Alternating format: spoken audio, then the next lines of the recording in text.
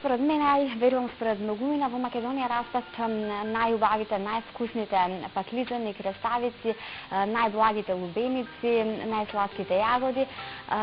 Но еве ги какви се можностите за токму ваквото овошје и зеленчук да се пласира на пазарите во регионот. Прилог на Чочкова.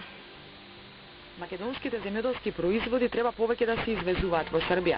Вкусното овошје и зеленчук можат многу лесно да се продадат таму, бидејќи се барани на пазарот, но ги нема во доволни количини. Експертите сметаат дека домашните компании треба да искористат можности да го зголемат пласманот, како на пазарот во Србија, така и во другите земји од поранешна Југославија.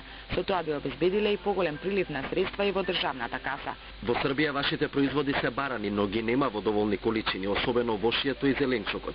Тие се со добар квалитет и може да се каже дека се едни од најдобрите во Европа. За да се продаде еден производ, експертите сметаат дека освен што треба да има добра амбалажа, треба да има и добра позиција во маркетите.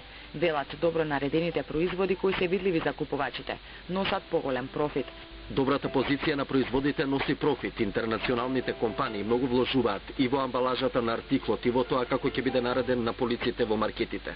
Земјите од регионот треба да ги искористат нивните искуства и да ги применат во праксата.